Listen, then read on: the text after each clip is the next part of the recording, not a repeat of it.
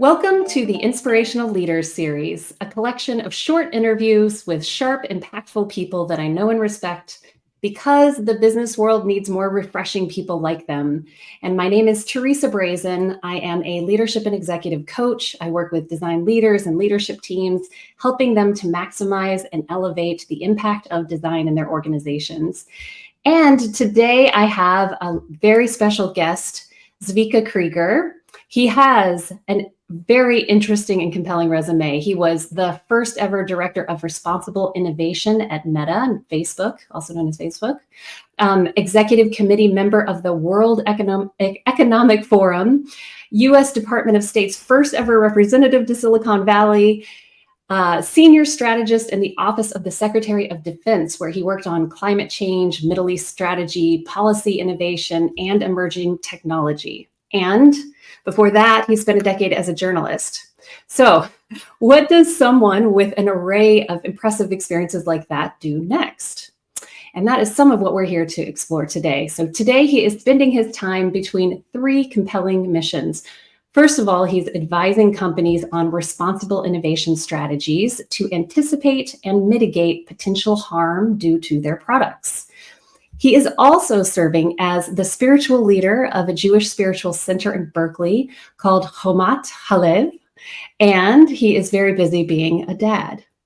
So we're going to unpack some of the things that he's learned about leadership on his very unique career path. And I'm really excited to spend some time with you, Zvika, and learn more about how you think about the topic of leadership and some of the things that have informed that along the way. Thanks so much for having me on, Teresa. Excited to dive into these juicy topics as well. Yeah. So let's start with a juicy topic. What is a belief about leadership that you have changed your mind about? That's a great question.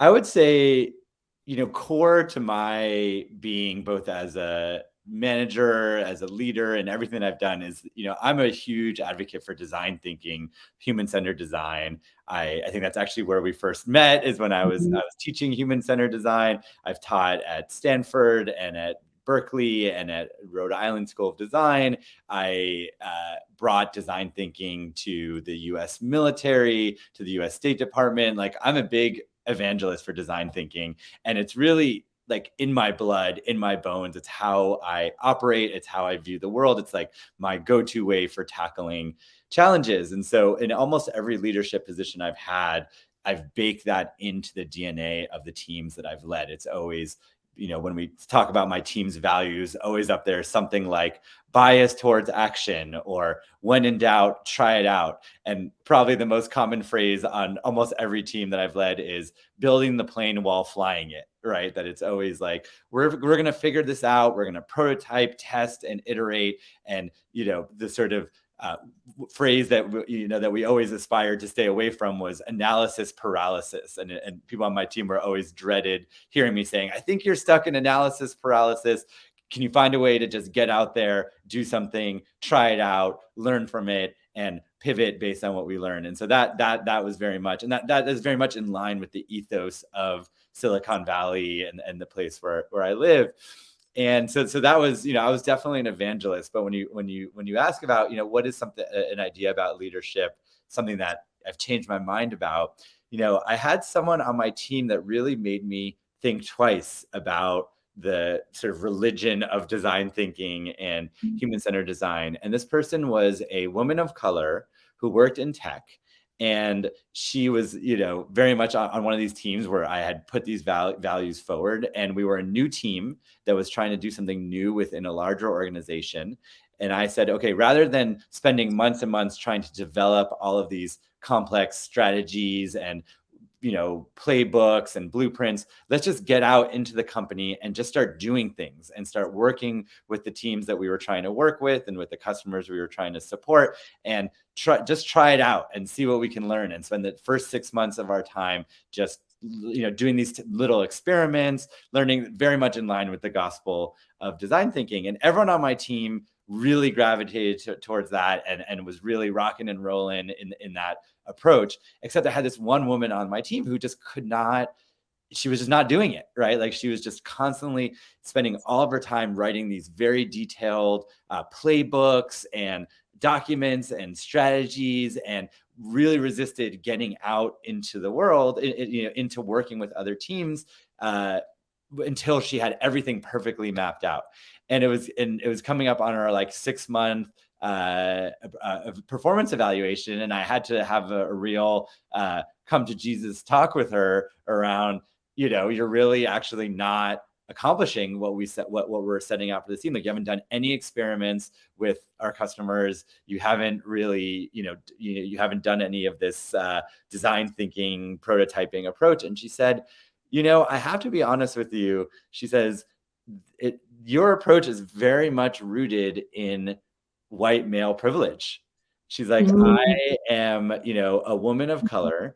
And, you keep saying, fail fast, fail smart. In my career, like, I have not had the opportunity to fail. Like, if I fail as a woman of color, I don't get a second chance, right? People form their opinions of me. Either I'm fired or I'm not promoted or whatever it is. And so people have these, I feel like, that I have to do this sort of twice as good that you often hear about from people in people of color or people from marginalized communities. You said, I don't have the luxury to fail fast and fail smart. And so I need to be very clear about what the plan is, what the expectations are, what the metrics are, because oftentimes if I don't do that, I'm told that I'm not hitting the mark. And so, that's this sort of whole attitude of, just figure it out. And like, if you fail, like, failure is going to be embraced as a learning opportunity. Like, that's great for like, straight cis white guys in Silicon Valley. And it's not surprising to me that those are the types of people that really invented and championed design thinking, and that a place like Silicon Valley, which is very not diverse, that's where that mindset thrives. And so that was a real like aha light bulb paradigm shifting moment for me. I still believe in the importance and the power and the utility of design thinking and that sort of prototype, test, iterate mindset. But that really helped open my eyes to the way in which that there's a level of privilege that is inherent in that mindset, and that it's not necessarily as easy or as feasible for people who don't have those kinds of opportunities and that benefit of the doubt in the workplace. And so that really was a big paradigm shift for me, for someone who was like a unqualified Kool-Aid drinking design thinking advocate. Well, and I mean, that is a great story. Thank you for sharing that. And I'm wondering what do you do with that? How did that impact your approach moving forward?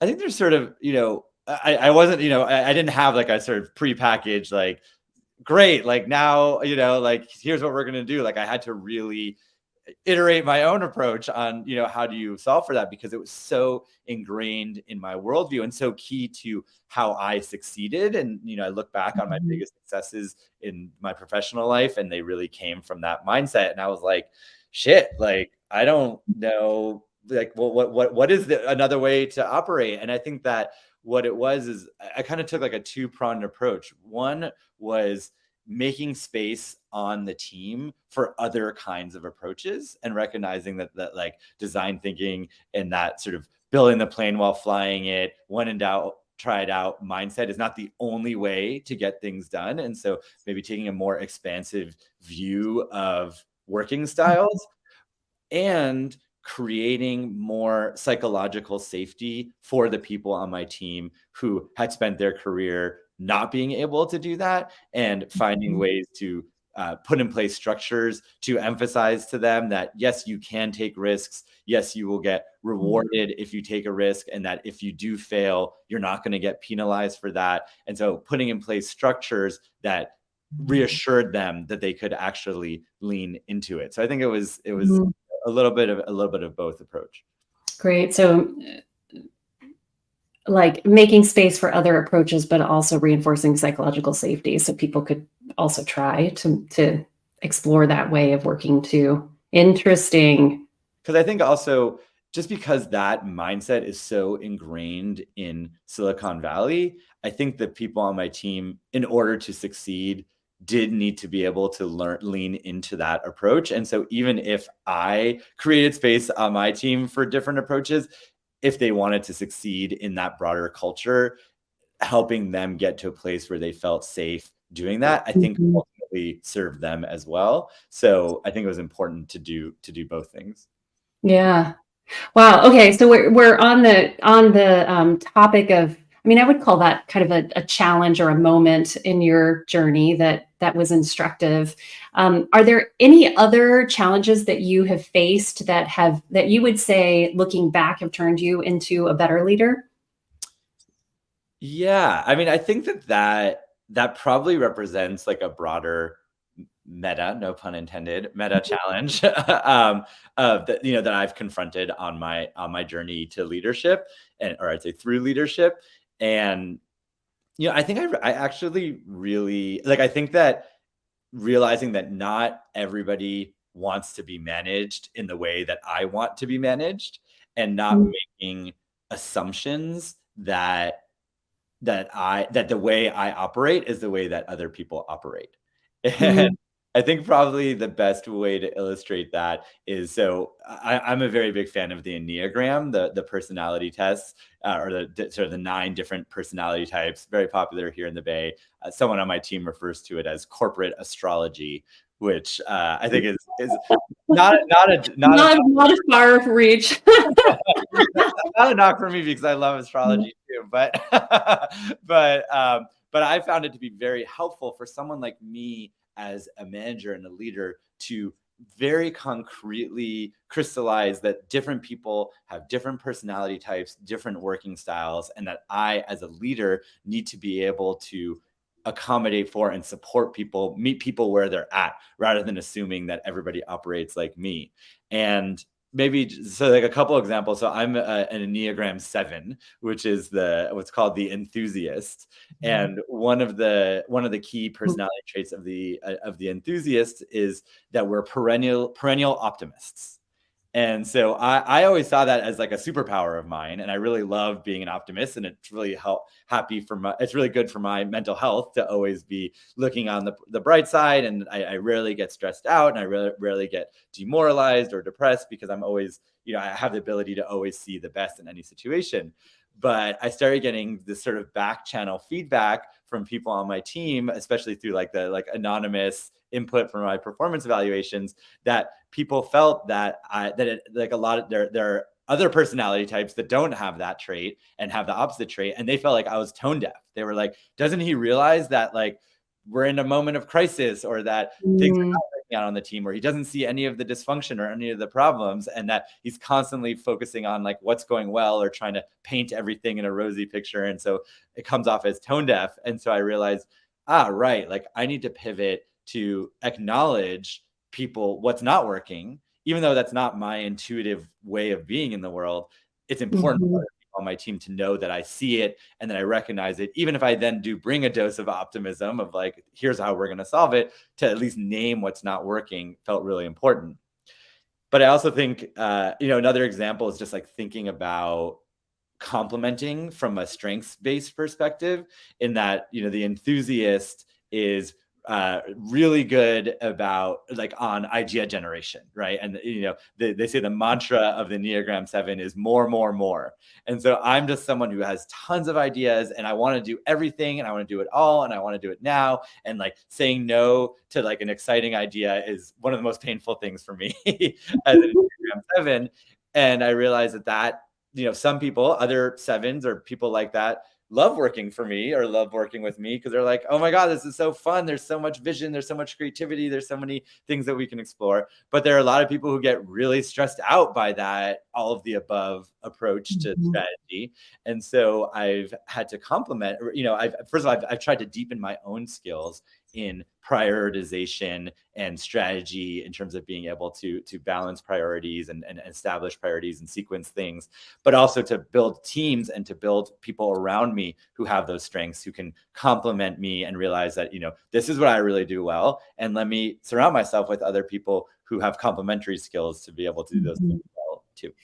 Yeah, and to serve as a counterbalance, because it's so easy, sort of thinking about some of the earlier conversation too, to sort of attract people that are like ourselves. But and I know for creativity and innovation, you need diversity of thinking and ways of looking at things and operating. So I could see that being useful. It's interesting though, I by the way, I've never taken the Enneagram, but I have a hunch that I'm an enthusiast too.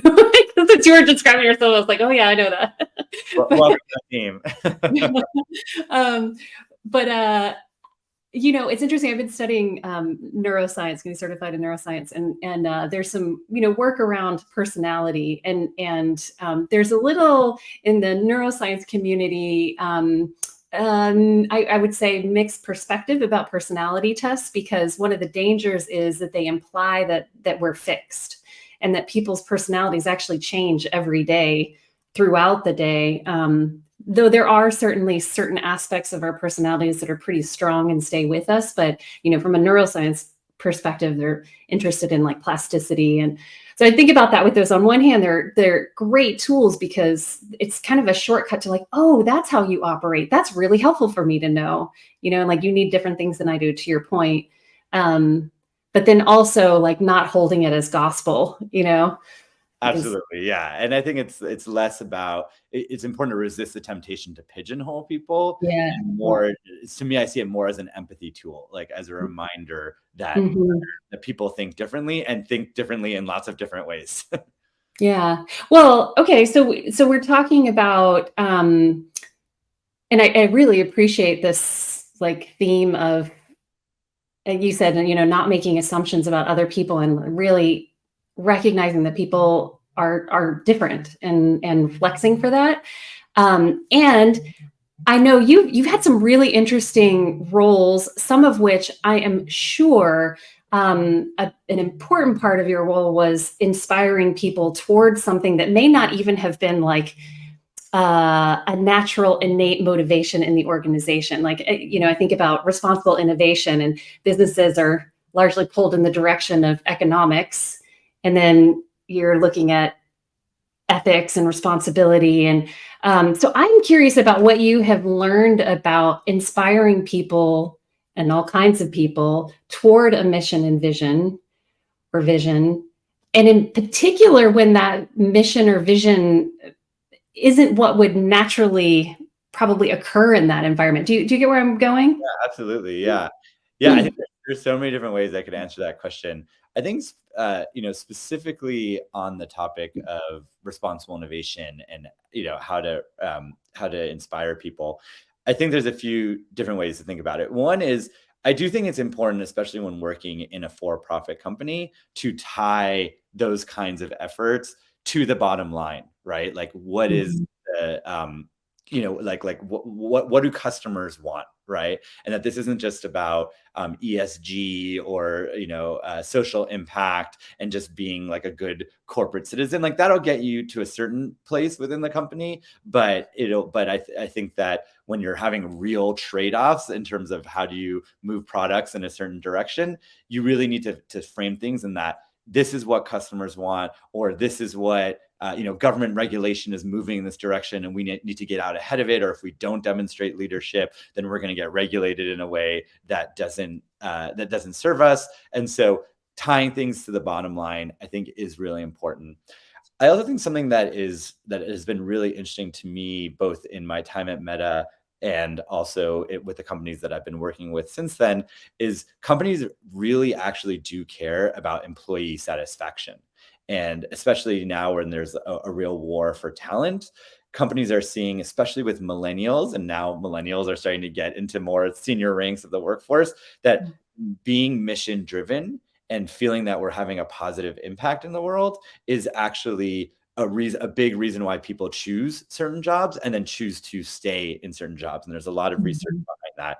And so when we were at Meta, we actually started surveying. There's a employee survey that goes out to the entire employee base, and we started surveying employees who feel like the product is doing good in the world, or feel like they are empowered to stop the launch of a product that might harm people, or that the company is prioritizing the well-being of its users. And so we could actually track that, and that metric was very much correlated with what employee satisfaction and other really important metrics. And so that became a really important selling point for executives to invest in this. Not to mention that customers are really demanding that their products are more responsible. And I would say, but I will balance that by saying that you do have to think about incentives, right? Like, what are you rewarding your employees for? And that's both on a sort of hard incentives side of what gets them promoted, what gets them bonuses, what gets them good performance evaluations, but also on the soft side in terms of what is celebrated in the company. When executives and leaders are telegraphing what's important, who gets up, who gets showcased, what gets talked about during all hands meetings or in investor calls and things like that. Those are soft signals to what is important, what is valued in the company. And so if a company wants to shift what happens because responsible innovation and making more responsible products, that doesn't actually happen at the executive level. You think it does, but it actually more so happens down in the trenches. It happens in everyday decisions. And I come from the tech world, so thinking about the tech perspective of everyday decisions by product designers, engineers, product managers, data scientists, decisions that they're making that probably people in the C-suite have no idea about. There's probably hundreds, if not thousands, of decisions made every day that impact users. And so you really need to think about how your incentive structure, again, both hard incentives and soft incentives, support those kinds of behaviors that lead to responsible outcomes. Well, and I really appreciate that reminder that's great. It's totally true. I mean, you think that those decisions and that work is happening up top in an organization, and to some extent it is, right? Like, it's prioritized, let's say, on that level, but so much of the real like tangible experience of that decision is through the people that are actually working on products and services and the choices they're making when they're designing, for example. Yeah, really interesting.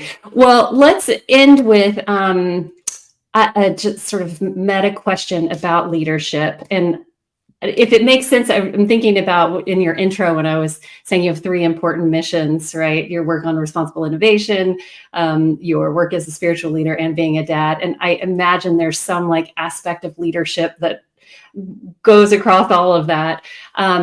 What is a quality or aspect of leadership that moves you?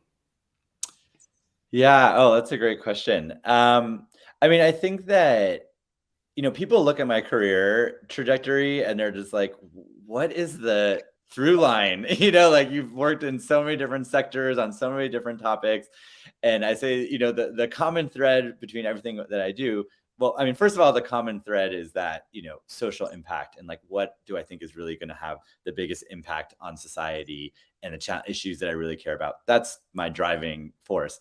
But the other driving thread is that there is no driving thread, or there's no common thread that weaves through what I do, because really, in addition to optimizing for social impact, what I really optimize for is learning, because I really want every job to be as different as possible from my previous job so that I can learn as much as possible. And part of that comes from being in Enneagram 7, and the enthusiast is always craving and chasing novelty. But also, I do think in the world that we're living in right now, where the challenges that we're facing are so complex and so interconnected on a systems level, that having different perspectives actually makes you into a better leader. And having worked in government, private sector, civil society, academia, NGOs, I think it's really important. We need all of those different sectors in order to tackle those problems and different perspectives. And so I remember when I was starting my career in journalism and I was going to switch to working in government, and I went to talk to a mentor of mine who was the literary editor of this, sort of prestigious journal. And he said, well, you can do whatever you want to, you can go work in government if you want, but you just don't want people to look at your resume and think that you're a dilettante. And this was like 20 years ago. And I think I've kind of taken the opposite of that advice.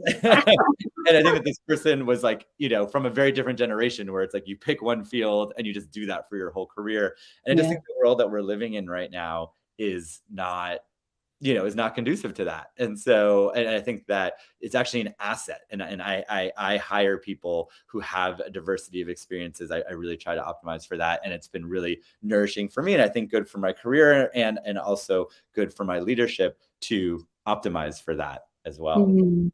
So And always be learning and yeah, looking for, each chapter should offer a different learning opportunity. and I'll say, like, just one last thing, I love the way that you frame that I split my job between three things. And one of them is being a dad. And one of the reasons why I stepped out of full-time corporate work was to be able to spend more time with my son. And I feel like it's really important for leaders to be modeling those kinds of boundaries. Like, I think that, Mm. I was always, whenever I was like leaving work early to go pick my son up from school, I was always very clear to tell people, like, this is why I'm leaving, and that's okay. And Mm. Mm. especially as my son starts to get older, I think he's 9, and he really notices when I'm not present with him. So even when I'm there physically, but I'm constantly checking my phone. And I remember a couple of years ago, I was like checking my phone while we were playing a board game or something, and he said, "Hello, Earth to Dad, are you there?" And it was just this like wake up moment. I'm just like, yes, like, you don't just need me physically here, like, you need me to be present. And so I've started doing this thing where I pick him up from school, and then I take my phone, I turn it off, and I leave it in the mailbox outside the house. It's not even in the house because I don't want to be tempted to check it. And I only go out and get it after he goes back to sleep. And it Wow. sounds like heresy, right? People are like, how could you ever do that? It's only 3 hours, right? It's from like 4:30 to like 7:30, maybe 8:30. And so, but like sometimes now I don't even turn it back on until the next morning, which is, again, we sort of create these dogmas in this always on economy that we're in. And sometimes you just, you have to, it takes a little bit of a risk to see that the emperor has no clothes, that you can actually violate some of these rules. You don't always have to be fully on. And I think as leaders, it's important that we really model that for the people on our teams, because it's, people are burning out right and left. And I think that at the end of the day, you don't want to look back on your life and say, man, I wish I spent more time with my family, or I really invested in the things that were really important to me. I really appreciate that last story. Well, one, I would love to see, especially more men model that, like publicly in the work environment, just to make it safer for other men and women to do that. And it relates to, I do a lot of work in my coaching with helping people become aware of how they're managing their energy and the impact that has on their ability to lead and to be a good dad, and et cetera, et cetera, et cetera. So I think that's a great example of a simple, although I think probably really challenging for a lot of people to make that commitment, but a simple commitment that you can make to make sure that your own reservoir is not depleted, and you can really I think for me, because you mentioned also that I run the spiritual center here in Berkeley, and I've been I've had like a deep spiritual practice for my whole life, and since I was a kid, I was Sabbath observant, which meant that from sundown Friday to sundown Saturday, I didn't use any electricity, which is amongst other things, but that's what's relevant to this conversation. And so I, didn't check phone, didn't check email for 24 hours once a week. And whenever people hear about that, they're like, oh my God, like, how do you survive as a human in modern society, let alone sort of thrive in the professional world by just going totally offline for 24 hours once a week? And it's like, it's very easy. It's much easier than you think it is. And it's actually, I think I would have had a nervous breakdown years ago if I didn't have this Sabbath to let go of. And I think to let go of all of this connection, all of this fully plugged in. And so I think that having that practice then made it easier for me to be like, oh, I'm going to have this like mini Sabbath and the world will not fall apart. All these quote unquote urgent pings on Slack and WhatsApp, like, it's okay. Yeah. And you rarely do you actually need to get right back to people, but Totally. Amazing. What an interesting conversation. I'm so glad that I invited you to have this conversation and that you were game to do it. So thank you for making time. Yeah, thank you. This was so great to be able to reflect on all of these experiences. And so it was so wonderful to be able to connect with you again in this way. And thanks for making the time. Yeah, of course. And for the rest of you who are listening in, you can find more interviews like this one with Zvika on my website at theresabrazen.com. And thank you for joining us. Thanks, Zvika.